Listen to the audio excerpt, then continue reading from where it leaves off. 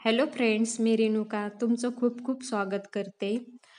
आज आपण पाहणार आहोत गोव्यातील फोटोशूटसाठी प्रसिद्ध असलेलं असं एक ठिकाण. चला तर मग बघूया. हे ठिकाण मापुसा सिटीपासून 10 मिनिटाच्या अंतरावर आहे आणि त्याचं नाव आहे पर्रा रोड. पर्रा रोड म्हणजे पर्रा हे गावाचं नाव आहे आणि जे साईडला रोड आहे त्या साईडनी नारळाची झाडे वगैरे आहे, त्याच्यामुळं त्या पॉईंटचं नाव पडलं आहे पर्रा रोड. आणि ते असं निसर्गरम्य वातावरणात असल्यामुळे त्याला जास्तच प्रसिद्धी मिळाली आहे. आणि त्या पर्रा रोडवर जास्तीत जास्त फोटोशूट व्हिडिओ वगैरे बनवले जातात. तुम्ही सोशल मीडियावर बघितलेच असतील.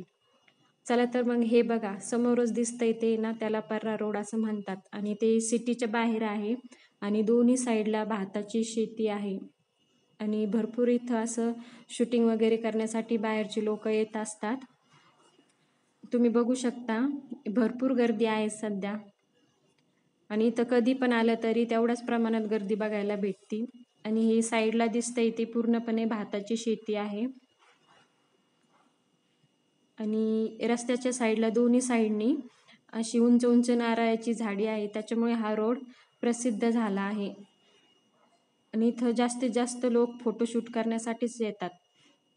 ही बघा, ही समोर दिसते ती सुद्धा भाताची शेती आहे आणि छान असं निसर्गरम्य वातावरण दिसत आहे. हे बघा, भरपूर असे बाहेरचे पर्यटक आणि वेगवेगळ्या राज्यातले पण बरेचसे जण इथं फिरायला येत असतात. फॉरेनर वगैरे त्यांची सुद्धा गर्दी इथं भरपूर असते.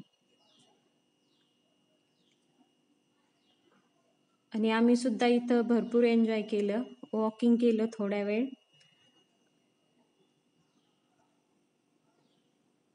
आणि थोडेसे व्हिडिओ वगैरे काढले आणि आम्ही सुद्धा थोडंसं फोटोशूट केलं. पावसाचं वातावरण होतं त्याच्यामुळे फोटो वगैरे मस्त येतात.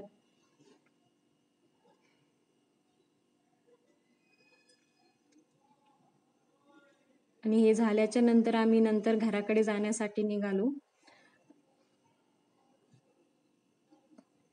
वातावरण ही पावसाचं मस्त झालेलं होतं, त्याच्यामुळं छान वाटत होतं, फ्रेश वाटत होतं अगदी. जर तुम्ही गोव्यात येणार असाल तर या पॉईंटला नक्कीच भेट द्या. हा व्ह्यू पॉईंट नॉर्थ गोव्यामधील मापुसा सिटीपासून 10 मिनिटाच्या अंतरावर आहे आणि तुम्ही कलंगूटवरूनही येऊ शकता. दोन्हीकडूनही सोपं आहे येण्यासाठी. तर तुम्ही नक्कीच भेट द्या. माझा हा व्हिडिओ तुम्हाला आवडला असेल तर लाईक, शेअर आणि सबस्क्राईब करायला विसरू नका. तर हा असा होता माझा आजचा दिवस.